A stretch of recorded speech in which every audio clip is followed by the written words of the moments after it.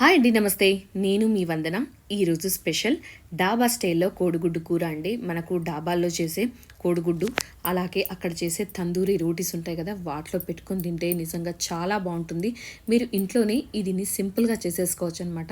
దీనికోసం నేను ఒక అర డజన్ కోడిగుడ్లను నీళ్ళల్లో కాస్త ఉప్పు వేసి ఒక 10 నిమిషాలు ఉడికించి పెట్టుకున్నాను. మీరు కుక్కర్లో కూడా ఉడికించుకోవచ్చు. తర్వాత వీటి పొట్టంతా తీసేసి వీటికి మంచిగా ఫోర్క్తో రంధ్రాలు చేసి వీటిని పక్కన పెట్టేసుకున్నాను. ఇలా ఎగ్ షెల్ ఉంటుంది కదా, వీటిని మాత్రం నేను కంపోస్ట్లో యాడ్ చేసుకుంటానండి. మొక్కలకి ఇలా ఎగ్ షెల్తో ఉండే పౌడర్ని మనం యాడ్ చేయడం వల్ల చెట్లకు చాలా మంచిదనమాట. ఇప్పుడు స్టవ్ ఆన్ చేసి కడాయి పెట్టి ఇందులో ఒక 2 టేబుల్ స్పూన్ల ఆయిల్ వేసుకుని, ఆయిల్ వేడైన తర్వాత ఒక చిటికెడు పసుపు కూడా యాడ్ చేసేసుకున్నాను. ఇదంతా వేడైన తర్వాత దీంట్లో ముందుగా పొట్టు తీసి ఉడికించి పెట్టుకున్న కోడిగుడ్లను కూడా వేసేసి అన్ని వైపులా ఈవెన్గా వేగేలాగా గిన్నెను తిప్పుతూ టాసింగ్ చేసుకుంటూ ఫ్రై చేసుకోవాలండి. అప్పుడే మంచిగా ఫ్రై అవుతాయి గుడ్లన్నీ. అలాగే వీటికి మసాలాలు కూడా పర్ఫెక్ట్గా పడతాయి అన్నమాట. తర్వాత దీనిపైన కారం, ఉప్పు, ధనియాల పొడి 3 కూడా వేసి ఇంకొక 2 నిమిషాలు ఫ్రై చేసేసి తర్వాత గుడ్లను తీసి వేరొక గిన్నెలో పెట్టుకున్నాను అనమాట. మిగిలిన ఆయిల్ని మనం రీయూజ్ చేసుకుంటామండి. ఇప్పుడు ఇక్కడ మిగిలిన ఆయిల్లో ఇంకాస్త ఆయిల్ కూడా యాడ్ చేసేసి ఇందులో ఓల్ గరం మసాలా స్పైసెస్ అన్నీ యాడ్ చేసుకుంటున్నాను. డాబా స్టైల్లో చేసినప్పుడు డాబాలో వాళ్ళు మసాలాలు బాగా వేస్తారనమాట, ఘాటు మంచిగా తగులుతుంది అని.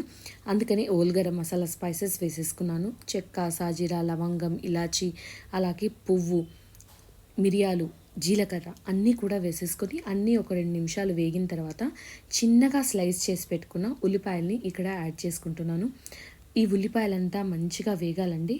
అంతవరకు మనం లో ఫ్లేమ్లో పెట్టేసి వేయించుకోవచ్చు. లేదు అంటే కంప్లీట్గా స్టవ్ని హై ఫ్లేమ్లో పెడితే మంచిగా నల్లగా అవుతాయి అన్నమాట. అప్పుడు అలా కూడా చేసేసుకోవచ్చు. నేను పిల్లలు తినాలి కాబట్టి మంచిగా లో ఫ్లేమ్లో పెట్టి ఉడికిన తర్వాత మాత్రమే వీటిని ఫ్రై చేసుకుంటానండి. అలాగే ఒక 4-5 పచ్చిమిరపకాయలు కూడా వేసుకుంటాను. ఇది ఎక్కువ స్పైసీగానే బాగుంటుంది, అందుకని కొద్దిగా మిరపకాయలు ఎక్కువగానే యాడ్ చేసుకుంటున్నాను. ఇవన్నీ వేగడానికి ఒక 10 నిమిషాల టైం అయితే పడుతుంది. ఒకవేళ మీరు ఫుల్ ఫ్లేమ్లో పెడితే 5 నిమిషాల్లో మంచిగా ఎర్రగా అవుతాయి అన్నమాట.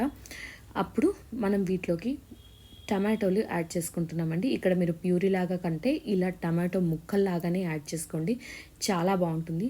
ఈ ముక్కలన్నీ ఉల్లిపాయల్లో వేసి వీటికి సరిపడా కారం, ఉప్పు, అలాగే పసుపు మూడింటిని కూడా యాడ్ చేసుకొని అంతా మంచిగా కలిపి వీటిని మంచిగా ఉడకనివ్వాలండి. ఇవి ఉల్లిపాయలతో పాటుగా మంచిగా ఉడుకుతాయి అన్నమాట. ఇది మంచి గ్రేవీని ఇస్తుంది. అలాగే ఇవి మంచి రంగు కూడా వస్తాయి అన్నమాట ఇలా టమాటో వేసుకోవడం వల్ల. అలాగే టేస్ట్ కూడా మంచిగా గుడ్లకు పులుపు పట్టి చాలా టేస్టీగా ఉంటాయి. ఇవన్నీ ఉడకడానికి ఇంకొక 10 నిమిషాల వరకు టైం పడుతుంది. ఇలా మధ్య మధ్యలో తీస్తూ కలుపుతూ వాటిని స్మాష్ చేసుకుంటూ చూసుకోవాలి. అలాగే అన్నీ ఒక 70% ఉడికిన తర్వాత నేను మధ్యలో అల్లం వెల్లుల్లి పేస్ట్ వేసుకుంటున్నానండి. ఇలా వేయడం వల్ల మంచి ఫ్లేవర్ వస్తుంది. పచ్చిదనం ఏమి ఉండదండి, ఎందుకంటే ఇక్కడ నేను మధ్యలో గుంతలాగా చేసుకొని దాన్ని వేయించుకుంటున్నాను కాబట్టి.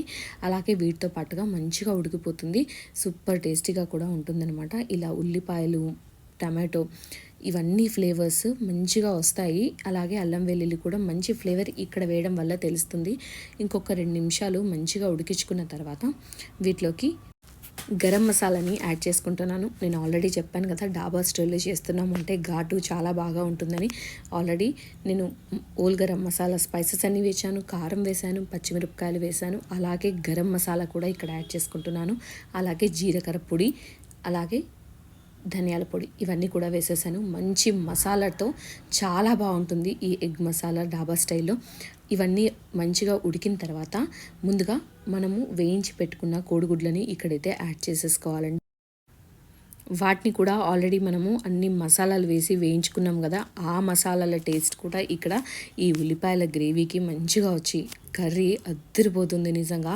మీరు వేడిగా ఇలా రొట్టె చేసుకొని ఈ కర్రీ అందులో పెట్టేసుకొని తింటే నెక్స్ట్ లెవెల్లో ఉంటుందన్నమాట. టేస్ట్ అయితే అంత బాగుంటుంది. ఖచ్చితంగా ఒకసారి అయితే మీరు ట్రై చేయండి. ఒక 5 నిమిషాలు ఈ గుడ్లను కూడా టమాటాల్లో వేసి ఉడికించుకున్న తర్వాత ఫైనల్గా కొత్తిమీర జల్లేసుకొని మనం చపాతీలు, లేదు అంటే మీరు జీరా రైస్ కానీ ఏదైనా పులావ్ కానీ చేసుకొని తిన్నా కూడా చాలా అంటే చాలా బాగుంటుంది. ఖచ్చితంగా ట్రై చేయండి. ఎలా ఉంది అని నా కమెంట్ చేసి చెప్పండి. వీడియో నచ్చితే లైక్ చేయండి, షేర్ చేయండి. అలాగే మీ బంధుమిత్రులకు కూడా ఈ రెసిపీని వండండి, చాలా నచ్చుతుంది వాళ్ళకి. ఎవరైనా ఇంటికి రిలేటివ్స్ వచ్చినప్పుడు చాలామందికి ఇష్టం ఉంటుంది కదా స్పెషల్స్ చేసి పెట్టాలని. ఇదైతే చేసి పెట్టండి, అదిరిపోతుంది. వీడియో నచ్చితే లైక్ చేయండి. Thanks for watching.